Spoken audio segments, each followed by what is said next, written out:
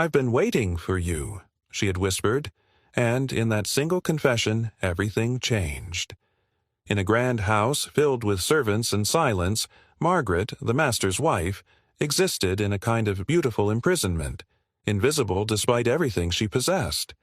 But what no one knew was that she had been waiting for a man who owned nothing, and what he would do in response would be so shocking, so unexpected, that it would shatter the entire world they lived in and force everyone to confront the truth about love, dignity, and the unspoken language that can exist between two souls trapped in an impossible world.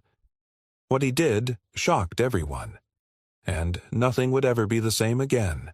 The house was beautiful in the way that prisons often are, all ornate ceilings and polished mahogany with sunlight streaming through windows that Margaret could see out of but somehow never quite escape through. It was 1847, and she had been the master's wife for 12 years. 12 years of wearing the right dresses, saying the right words at dinner, and slowly, methodically disappearing.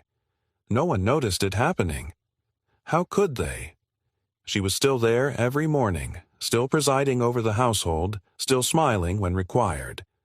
But Margaret herself could feel it. The way her voice had become smaller, her thoughts more careful, her very self contracting into something more manageable, more acceptable, more invisible. Her husband, Thomas Whitmore, was a successful merchant with a reputation for precision and control. He controlled the household the way he controlled his ledgers, with exacting standards and zero tolerance for deviation. Margaret had learned in those first difficult years that the safest place to exist in his world was the background. Fade enough, and you won't be noticed. Don't be noticed, and you won't be punished. But invisibility, she was learning, was its own kind of death. The morning of that ordinary Tuesday, Margaret sat in the breakfast room, watching the light move across the table. Thomas had already left for his office downtown. The children, 2 sons, both away at school, existed more as concepts than presences in the house, and she was alone. She was always alone. She took a sip of tea that had gone cold. The cup was fine porcelain, hand-painted with delicate flowers. Everything in this house was fine. Everything was perfect, and everything was suffocating her. It was around midday when she first saw him clearly. Samuel had been in the household for nearly 3 years. He performed the heavy labor, maintaining the gardens, hauling wood, repairing what broke.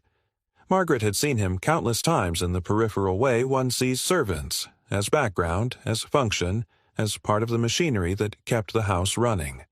A dark blur moving through her field of vision, barely human in the architecture of her awareness. But on this particular day, something shifted. She was standing at the library window, staring out at nothing, when he appeared in the garden below. He was working on the stone wall that bordered the property, moving with a deliberate, almost meditative precision. Each stone was placed with care. Each movement was economical and purposeful. There was something in the way he worked that suggested not just labor, but thought. Intelligence. A mind fully engaged in the task before him. She watched him for what might have been seconds or might have been 10 minutes.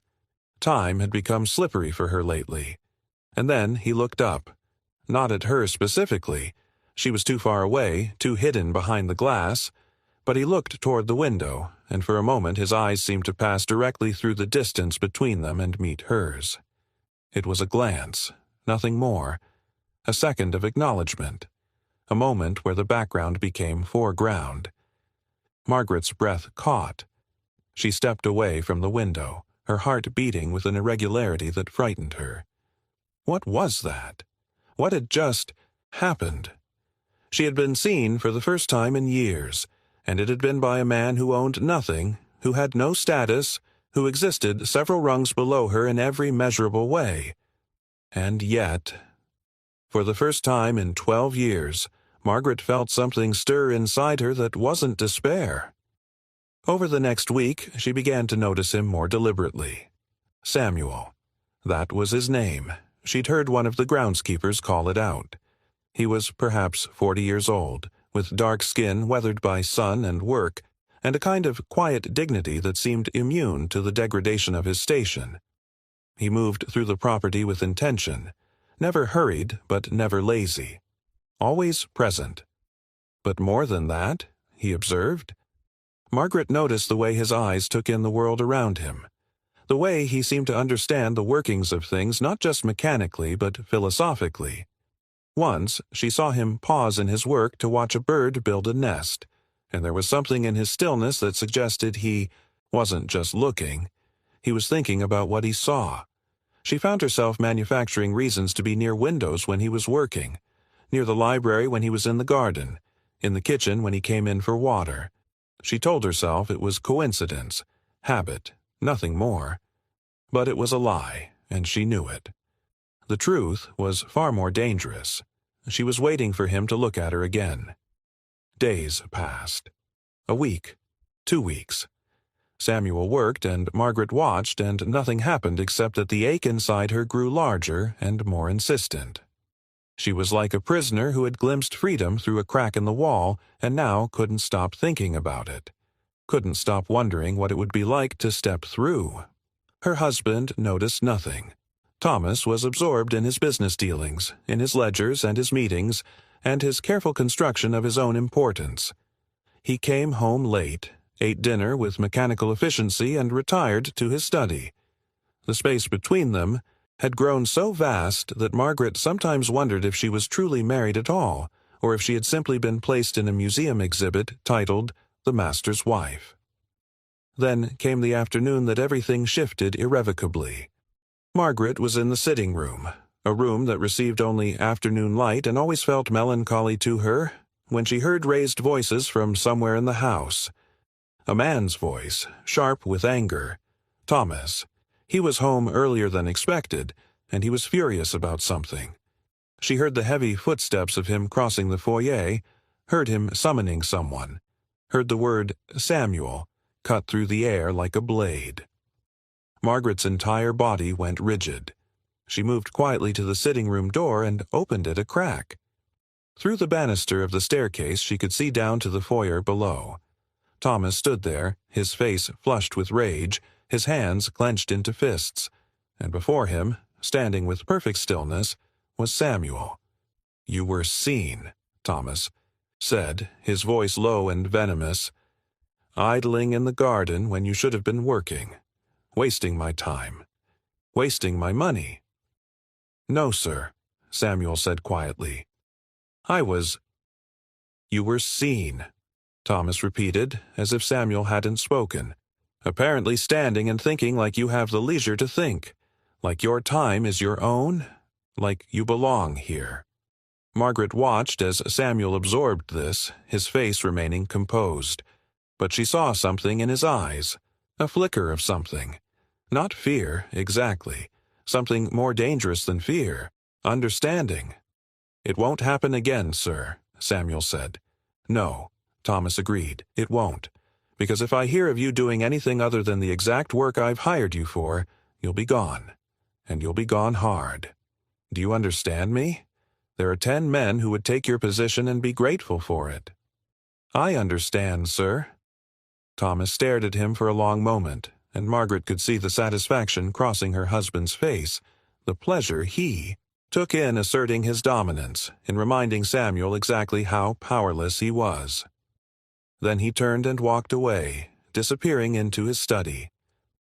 Samuel stood alone in the foyer for a moment, and then, slowly, he looked up toward where Margaret stood hidden at the top of the stairs. His eyes found hers, and this time it was no accident. This time it was deliberate, a connection, an acknowledgement, a moment where 2 invisible people saw each other with perfect clarity. Margaret's hand went to her throat. Her heart was racing dangerously. In that single look, Samuel had conveyed something she couldn't quite name. But it felt like recognition. It felt like understanding. It felt like someone had finally answered the question she'd been asking with her silence for 12 long years. "Do I exist? Does anyone see me?" "Yes," his eyes said. "I see you." And Margaret realized with a kind of terrified certainty that everything had just changed. That invisible woman had just become visible to someone, and that someone was the one person she absolutely could not be visible to. But it was too late to become invisible again. Neither of them knew that being seen was the most dangerous thing that could happen in a house where invisibility was survival. After that moment in the foyer, everything became about the unspoken. Margaret couldn't afford to be obvious. Thomas was unpredictable in his cruelty, and she had learned long ago that the safest strategy was to move through the house like a ghost, present but unnoticed, visible but unremarkable. Any deviation from this careful invisibility would invite questions, scrutiny, and the kind of punishment that Thomas delivered with cold precision. So she didn't seek Samuel out. That would have been too dangerous. Instead, she created a language that existed entirely beneath the surface of the household's daily rhythms. It began with simple things. She started taking her morning tea in the breakfast room at a specific time, 7:15, always 7:15, which meant she would pass the kitchen window at the exact moment Samuel arrived to collect water for the day's work. She began sitting in the library in the afternoons, positioned so that she could see the garden through the window, and she would place a small white cloth on the sill when she did. A signal, a way of saying, "I'm here. I see you too." Samuel understood immediately. Within days a language had formed. Not of words, but of presence and positioning, of timing and gesture. When Margaret left the sitting room at 4 o'clock, she would pause at the top of the stairs for exactly 3 seconds. Samuel, passing below, would glance up.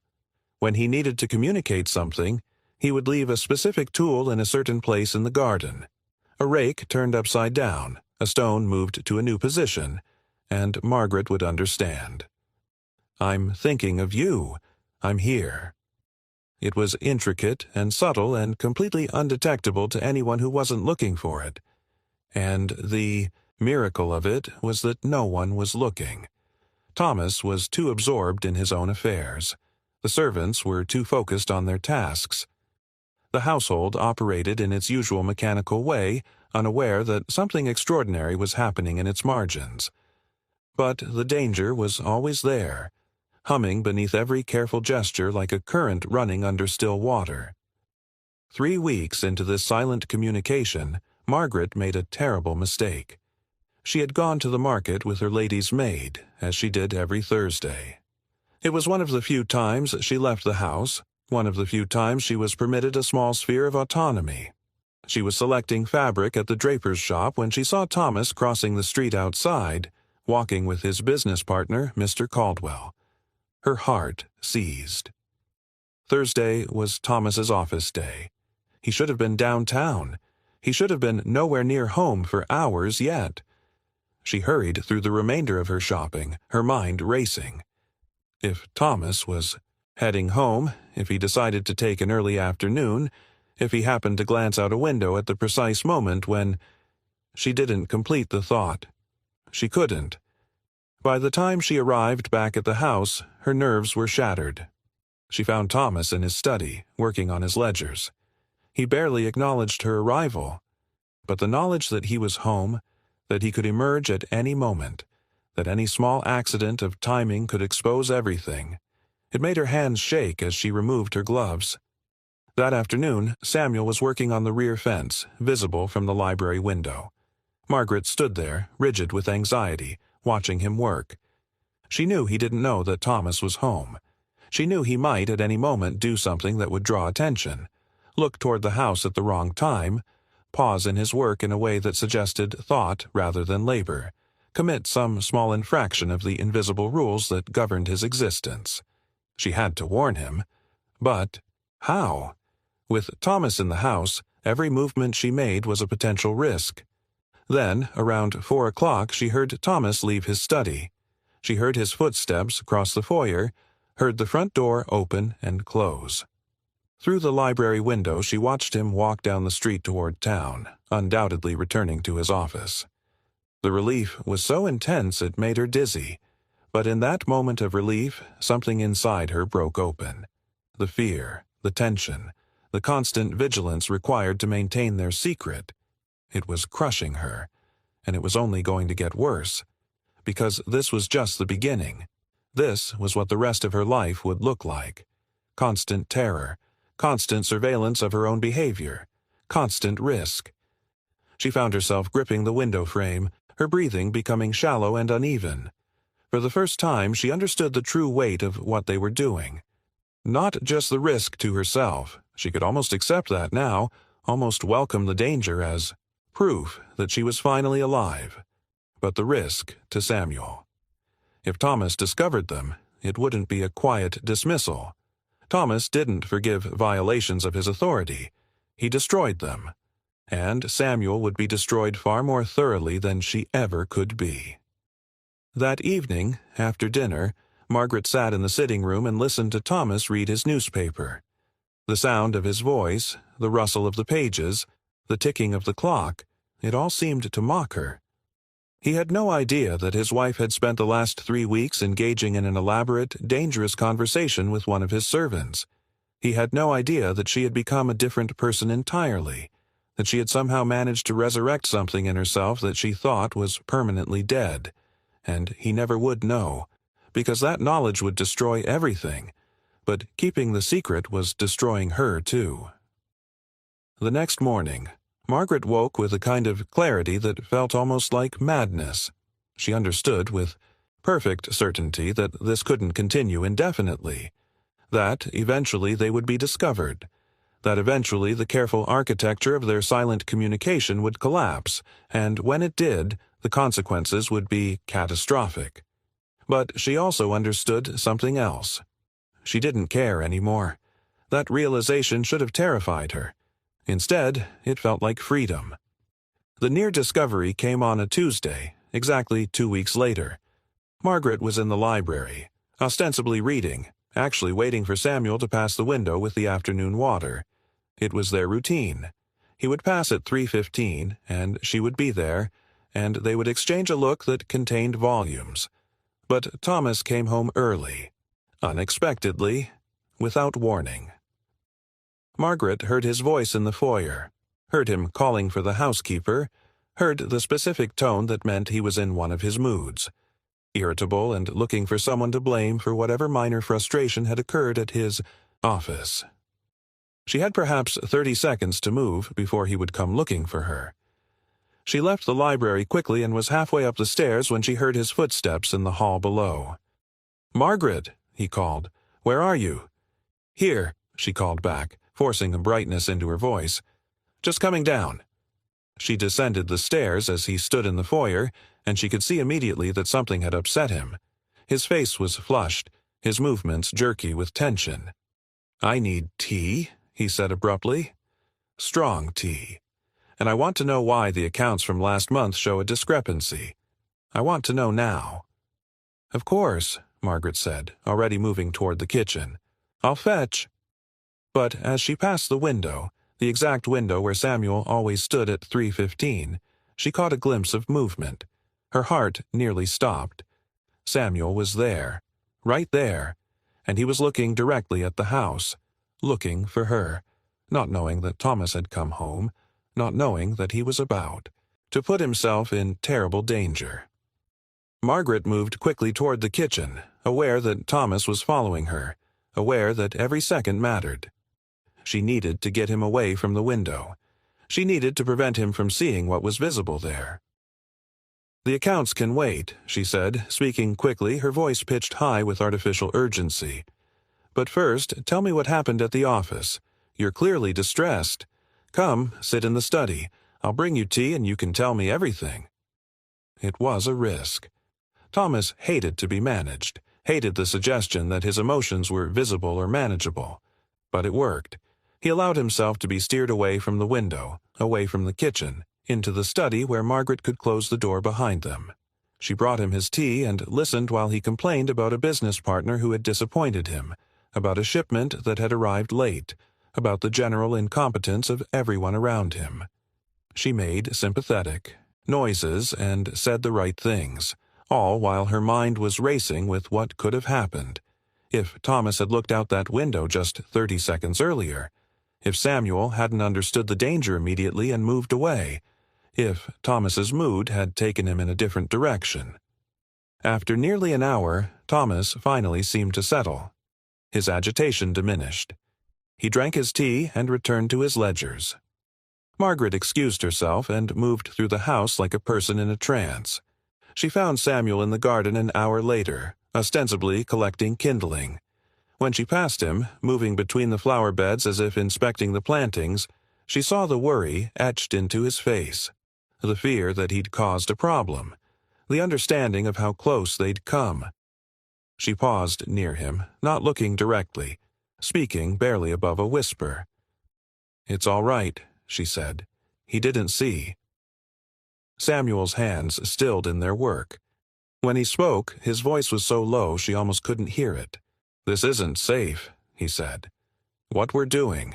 It's not safe for either of us. But it's worse for you. If he ever found out—" "I know," Margaret whispered back.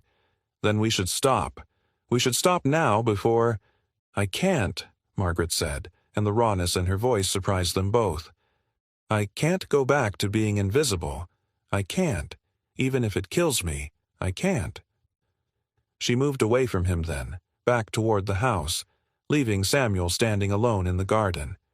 But she knew he understood, because he felt it too. That terrible, exhilarating, impossible pull toward connection, toward being seen, toward mattering to someone. They didn't speak of stopping again. Instead, they became more careful, more strategic, more desperate. Because they both understood now that this was no longer just a secret they were keeping. It had become something far more dangerous. A need, a necessity, something that had burrowed so deep into both of them that removing it would be like removing a vital organ, and secrets like that don't stay hidden forever. What neither of them knew was that the most dangerous moment hadn't arrived yet, and when it did, it would demand a choice that would shatter both of them in ways they couldn't yet imagine. By the 5th week, Margaret had stopped sleeping. Not entirely. She would drift into shallow, anxious dozes in the early morning hours, only to jolt awake at the smallest sound. A floorboard creaking, a servant moving through the hallway, the wind rattling a window. Her body had become a live wire, constantly alert, constantly terrified. She had lost weight. Her hands trembled when she poured tea. There were dark circles under her eyes that even the most careful application of powder couldn't conceal. And still, she couldn't stop. The silent language between her and Samuel had evolved into something more complex, more urgent. A white cloth in the library window now meant not just, "I'm thinking of you, but I need to see you. Tonight, after the house is dark." A specific arrangement of stones in the garden meant, "It's safe. Come to the greenhouse." And they had begun to meet. It was insane. It was the height of recklessness. If anyone had seen them, if any of the servants had noticed, if any sound had carried through the quiet house at the wrong moment, if Thomas had woken and decided to walk the grounds, everything would have collapsed. Everything would have ended. But Margaret had moved beyond the point of rational fear.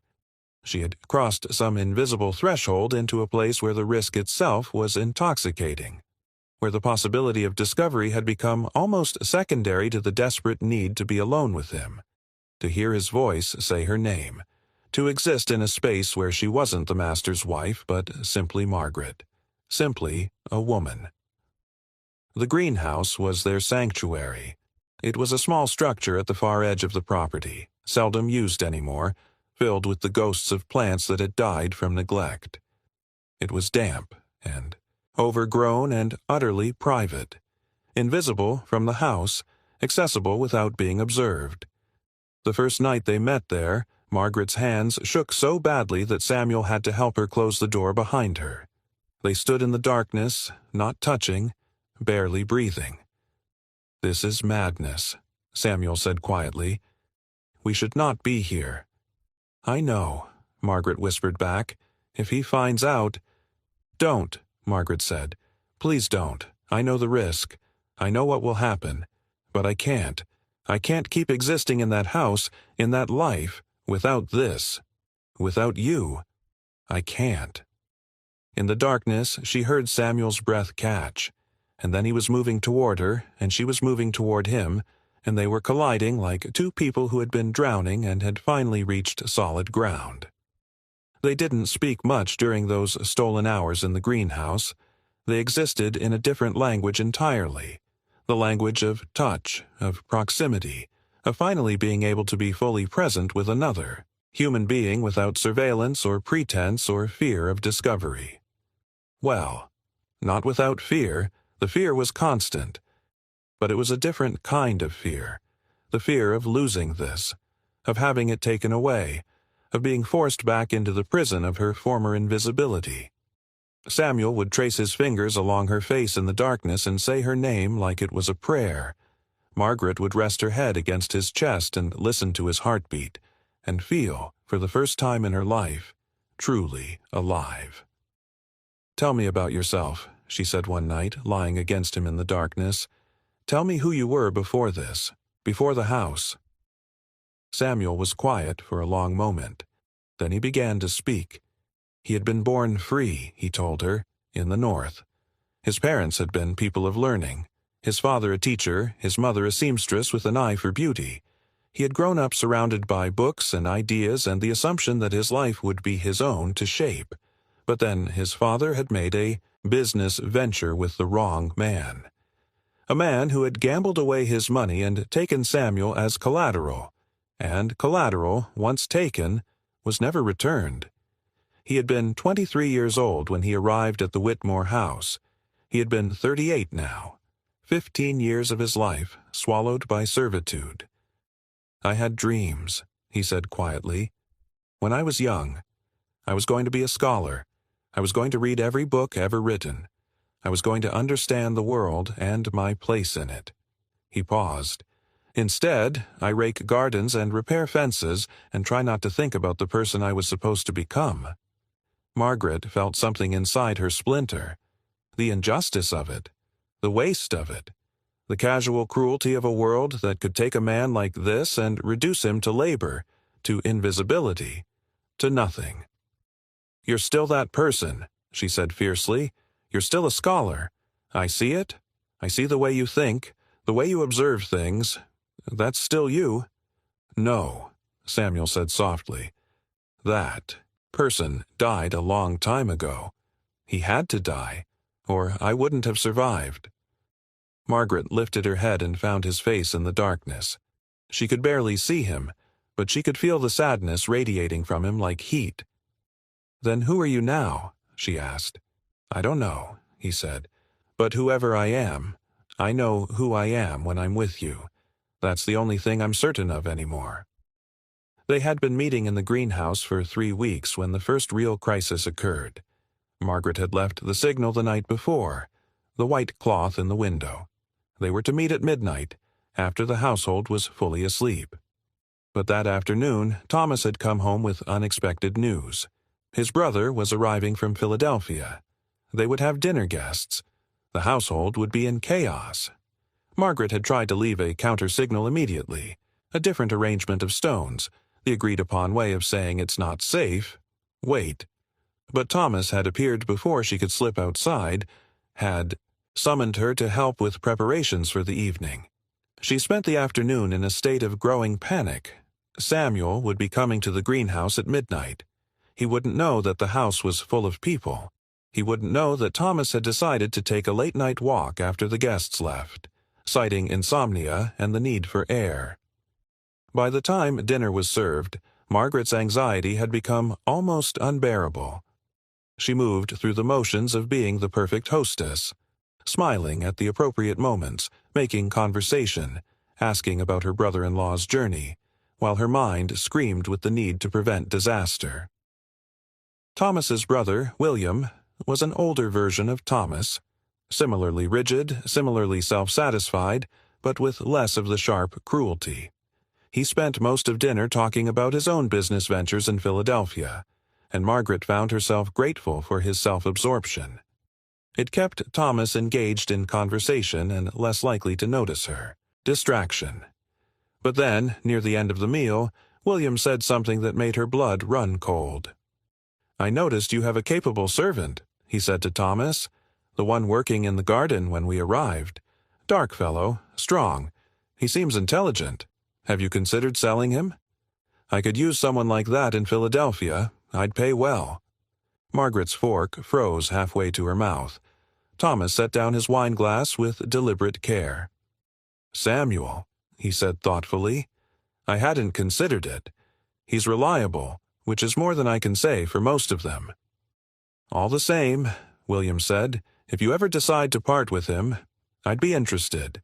There's a shortage of capable labor up north, and intelligent slaves are worth their weight in gold." Margaret couldn't breathe. She was gripping her napkin so tightly that her nails cut into her palms. "I'll keep it in mind," Thomas said, and then, after a pause, "though I'm not sure I'd want to part with him. He's useful here." The conversation moved on. Other topics were introduced, but Margaret couldn't hear them. Her mind had seized on a single, terrible thought. Thomas might sell Samuel at any moment, to anyone. Samuel could be taken away, transported north, removed from her life entirely, and there was nothing she could do to prevent it. The realization was like a physical blow. After dinner, after William had retired to the guest room, after Thomas had announced his intention to take a walk, Margaret made a decision. It was reckless. It was dangerous.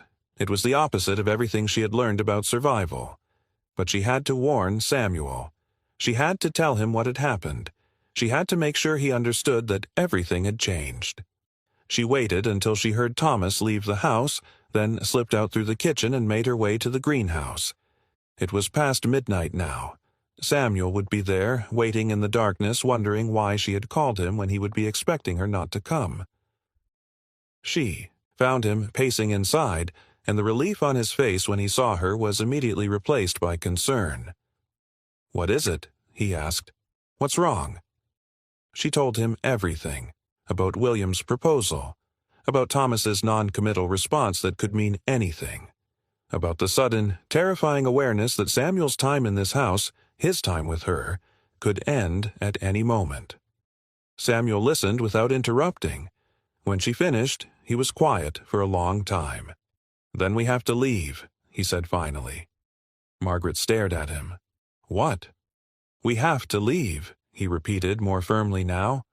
"Tonight, before Thomas can decide anything, before he can sell me or send me away or separate us. We leave. Now. Together." "That's impossible," Margaret said automatically. "Where would we go? What would we do? I have no money, no resources. I'm a woman. I can't." "You can," Samuel said, and there was something in his voice, a kind of desperate hope, that broke her heart. "We can. We'll go north. To freedom. To a place where this doesn't exist, where we don't have to hide, where we can be together without—" "Samuel," Margaret whispered, "I can't leave. I can't abandon my children. I can't—" "Then I'll go alone," he said, and the pain in his voice was almost worse than the suggestion itself.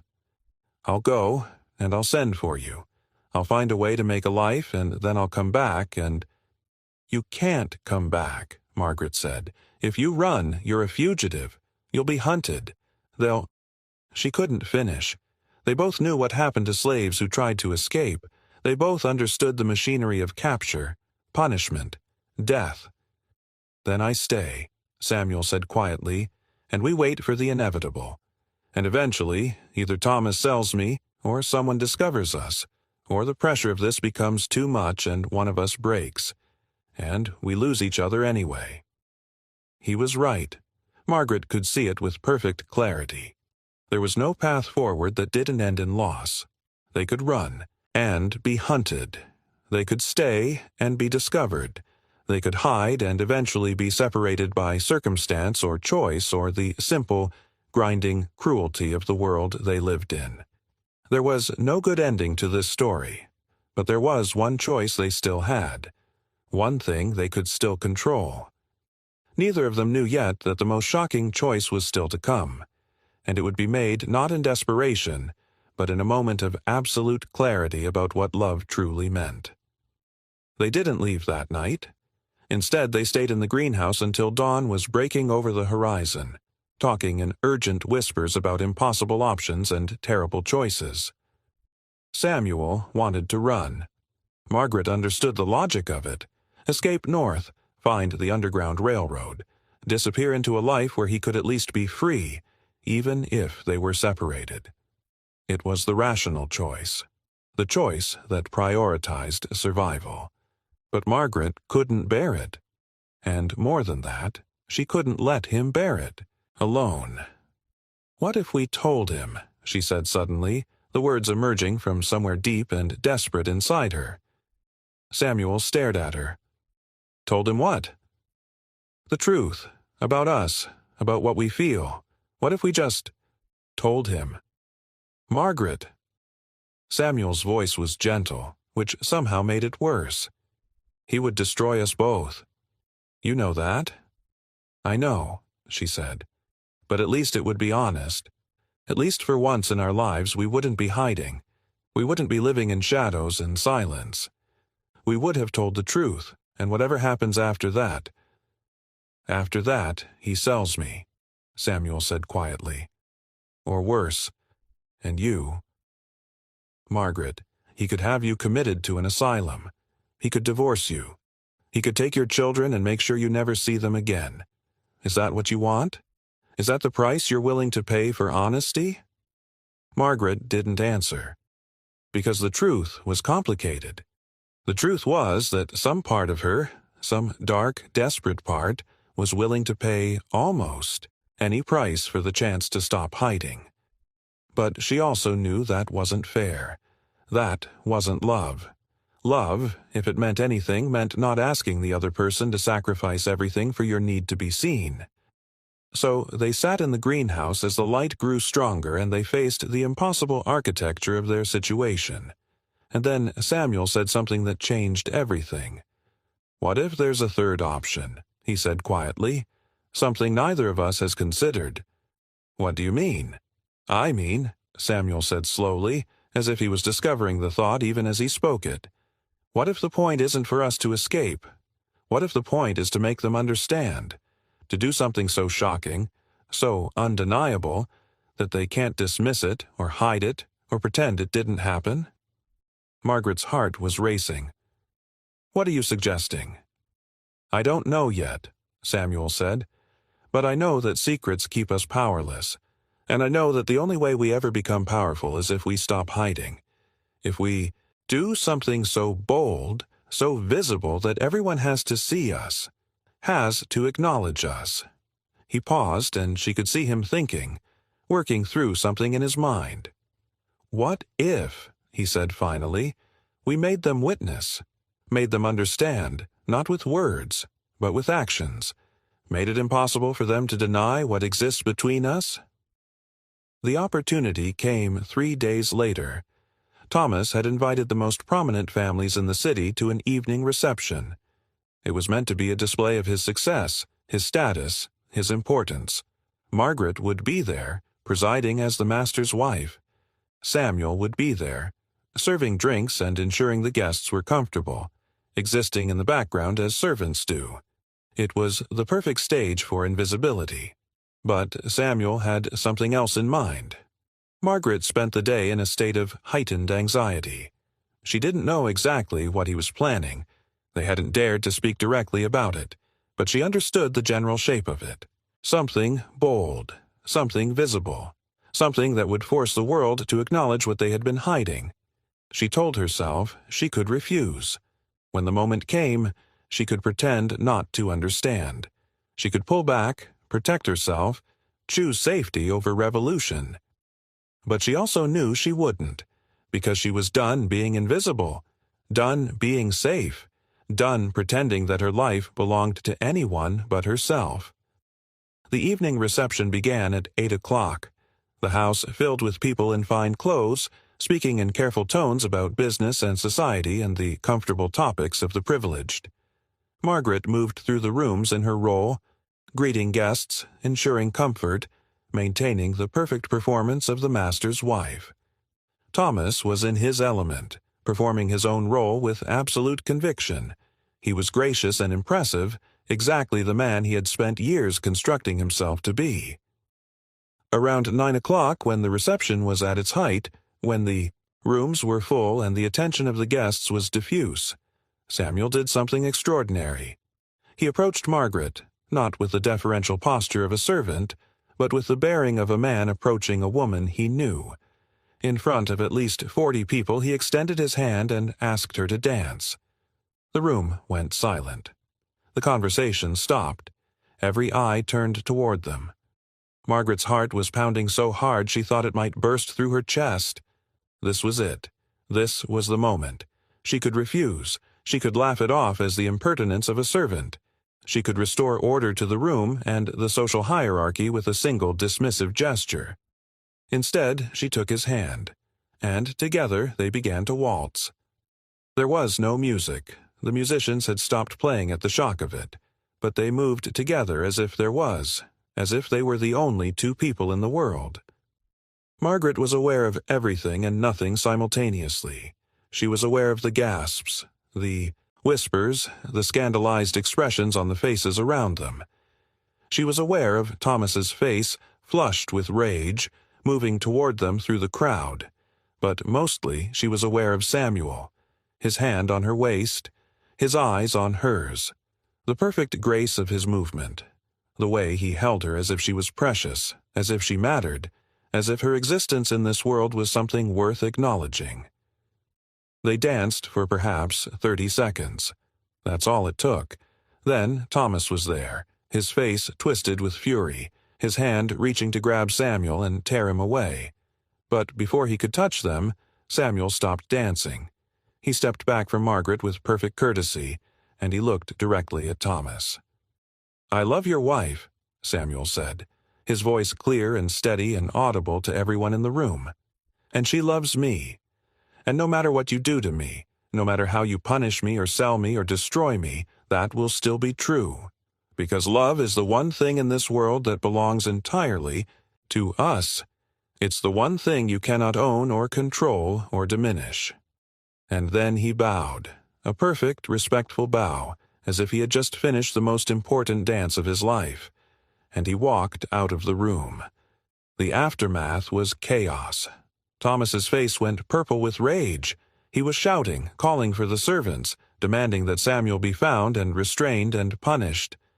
The guests were whispering frantically, exchanging shocked glances, trying to process what they had just witnessed. Margaret stood in the center of the room, trembling, and did something that surprised everyone, including herself. She laughed. It started as a small sound, almost a sob, but it grew into something fuller, something that contained in it all the years of silence, all the careful invisibility, all the desperation of existing as a woman without agency or voice or choice. She laughed, and people stared at her as if she had lost her mind. Perhaps she had, but it felt like sanity. It felt like freedom. It felt like the first honest moment of her life. "I won't be staying," she said to no one in particular, to everyone in general. Her voice was surprisingly steady. "I won't be the master's wife anymore. I won't be invisible anymore. I won't be anyone's possession. I'm leaving this house, and I'm leaving tonight." "You will do no such thing," Thomas said, his voice low and venomous. "You are my wife, and you will." "I will do exactly as I please," Margaret said, "and if you try to stop me, I will tell everyone in this room exactly what kind of man you are. I will tell them about every servant you've abused, every person you've destroyed with your cruelty. I will make sure that your reputation, your business, your precious status, all of it crumbles." She was bluffing. She had no actual power to do any of these things. But Thomas didn't know that, and, more importantly, she had said it. She had spoken her defiance out loud, in front of witnesses, and she couldn't take it back. Thomas stared at her for a long moment, and she could see the calculation happening behind his eyes, the risk assessment, the understanding that this scene, this confrontation, was already public. That damage had been done, that controlling her now would only make things worse. "If you leave this house," he said quietly, "you leave with nothing. No money, no protection, no name. You'll be a woman alone in the world, and the world will know exactly why. You'll be ruined." "Yes," Margaret said, "probably, but at least I'll be honest. At least I'll be real. At least I'll be myself." And she turned and walked out of the room, leaving Thomas standing in the center of his reception, surrounded by his distinguished guests, completely and utterly humiliated. She found Samuel in the kitchen, already gathering a few small items: a coat, a knife, some bread. He looked up when she entered, and she could see the question in his eyes. "I'm coming with you," she said simply. "I don't know where we're going, and I don't know what happens next. I don't know if we'll survive this or if we'll be hunted or if we'll end up destitute and desperate in some northern city. But I know that I can't stay here, and I know that I won't go anywhere without you. So that's the choice I'm making. You and me. Together. Whatever comes." Samuel crossed the kitchen and took her face in his hands. For a moment, they simply looked at each other. Two people who had learned to love in silence, now standing on the precipice of a completely different kind of life. "There's no going back," he said quietly. "I know," Margaret said. "I don't want to go back. I want to go forward. I want to be visible. I want to be real. I want to be loved, and I want to love, and I want it to matter." Samuel kissed her then, with a kind of desperation and tenderness that contained everything they had been unable to say for so long. And then they left the house together, walking out into the night as the sounds of chaos and scandal echoed behind them. They had no plan. They had no resources. They had no guarantee that they would survive what came next. But for the first time in their lives, they had each other openly. And for the first time in their lives, they were truly, completely, undeniably seen. But neither of them understood yet that the most shocking revelation was still to come, and it would redefine everything they thought they knew about what it meant to be free. They made it approximately 14 miles before everything fell apart. They had taken a horse from the Whitmore stable, a decision that would later be classified as theft, though neither of them could bring themselves to care about such legal niceties when their lives had just been irrevocably altered. The night was cold and clear, and the road north stretched before them like a promise of something better. Margaret had never ridden a horse in her life. She sat awkwardly behind Samuel, her arms around his waist, her expensive dress, completely unsuitable for travel. She had no money, no identification, no possessions except the clothes on her back. She was a fugitive now, though from what exactly remained unclear. Her husband couldn't pursue her legally. Divorce was her choice now, not his to enforce. But he could pursue her in other ways. He could spread rumors. He could hire someone to bring her back. He could destroy her reputation so thoroughly that no respectable person would ever speak to her again. The irony was that she had already destroyed her own reputation far more effectively than he ever could. She had done it publicly, deliberately, in front of the most prominent families in the city. By morning, everyone would know what she had done. By week's end, it would be the scandal of the season. Around 3 in the morning, they stopped at a small grove of trees just off the road. Samuel helped Margaret down from the horse, and she nearly collapsed. Her legs had seized up from the tension and the unfamiliar exertion. "We need to think," Samuel said quietly. "We need a plan." "I don't have a plan," Margaret said, and there was something almost hysterical in her voice. "I don't have anything. I've never done anything in my entire life without someone telling me what to do. I don't know how to survive without money or connections or—" "Then we'll figure it out together," Samuel said. He pulled her close and she buried her face against his chest, finally allowing the fear and shock of the evening to wash over her. But underneath the fear was something else, something that felt almost like exhilaration. "We could go to Philadelphia," Margaret said suddenly. Your brother lives there. William. He wanted you. Maybe if we approached him. Explained, Margaret. Samuel's voice was gentle but firm. William wanted to buy me, to own me. That's what he was suggesting when he offered to purchase me from Thomas. He doesn't want me as a free man. He wants me as property. Margaret felt. The full weight of her naivety crashed down on her. Of course. Of course, that's what William had meant. She had been thinking in the framework of her world, where everything was transaction and ownership and careful social navigation. But the fundamental architecture of her world was built on slavery, on the ownership of human beings, on the idea that some people simply belonged to other people, and she had lived her entire life inside that architecture without ever truly questioning it. Then what do we do? She asked. Samuel was quiet for a long moment. We go north, he said finally, to New York. There are communities there, people who help, the Underground Railroad, though I hate to call it that, as if escape from bondage should have a whimsical name. But there are people who believe that all people should be free. We find them. We disappear into the north. We start over. As what? Margaret asked. I'm a woman with no money, no family, no respectable name anymore. You're a fugitive. What kind of life can we possibly build? An honest one, Samuel said simply. That's more than either of us has had before.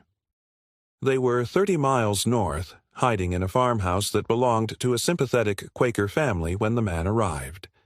His name was Nathaniel Price, and he was a slave catcher, a profession that had proliferated since the Fugitive Slave Act had made it profitable to hunt down escaped slaves and return them for reward. He was lean and scarred and had eyes that suggested he had seen things that most people never witnessed. He didn't come to capture Samuel. He came to arrest Margaret. Thomas had filed charges. He had claimed that Margaret had stolen the horse, that she had taken valuables from the house, that she had conspired with a slave to commit crimes against his property and person. He had, with calculated precision, transformed Margaret's act of love into an act of theft and conspiracy.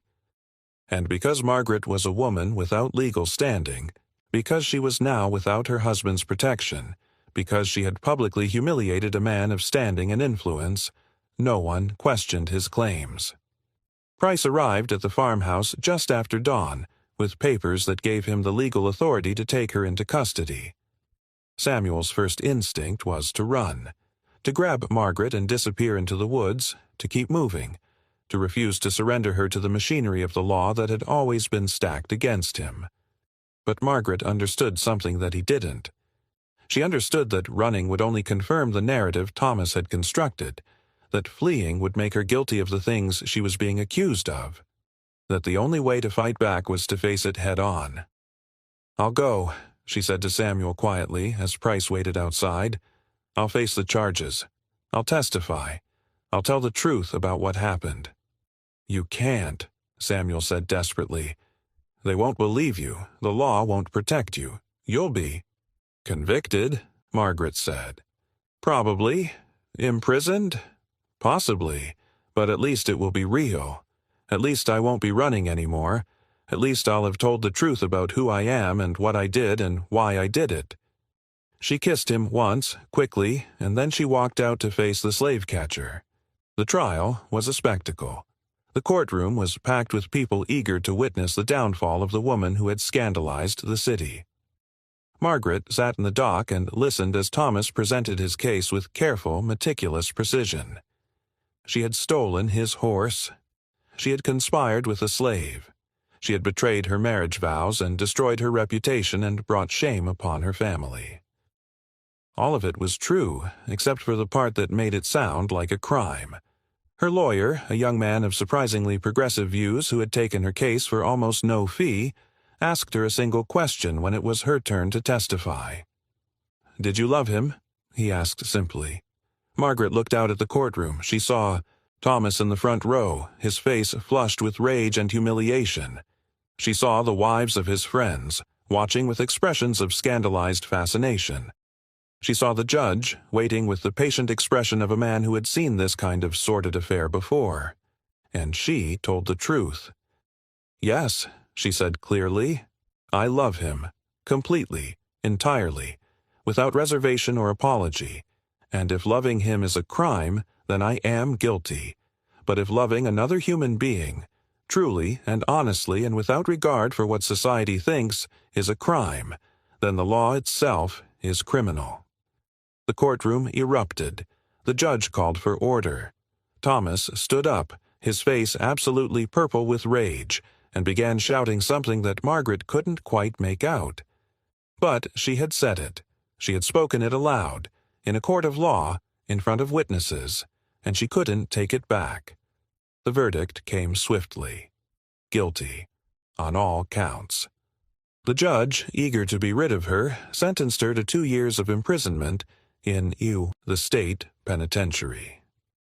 As the guards led her away, Margaret searched the courtroom for Samuel.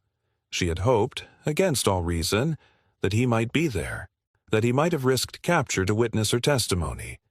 But he wasn't. He was already gone. He had taken her advice and disappeared into the north, had started the process of becoming free in a way that neither of them could have imagined. She should have felt devastated. Instead, she felt oddly peaceful. What Margaret didn't know, what neither of them knew, was that her imprisonment was about to become the catalyst for something far larger than their personal tragedy. And Samuel's escape was about to lead him to a place where their story would echo far beyond the walls of a courtroom or a prison cell. Margaret was released from prison after 2 years on a legal technicality. The charges against her were based on flawed law. A wife couldn't legally conspire since she was her husband's property. The absurdity of her own conviction finally freed her. She walked out into spring sunlight with nothing but Eleanor Hartwell's promise of work and a name: Samuel Cross.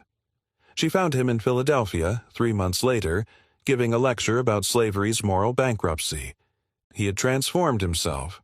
Older, more powerful, his pain forged into purpose. He was helping people escape. He was changing minds. When their eyes met after the lecture, everything they had sacrificed suddenly made sense. "I heard about you," Margaret said quietly. "I was so proud." "I thought of you every day," Samuel replied, "but I was afraid that drawing attention to myself would destroy you." "It would have," Margaret said. "You did the right thing." They didn't marry. They didn't live together. But they worked together, establishing schools for freed children, organizing escape networks, writing, speaking.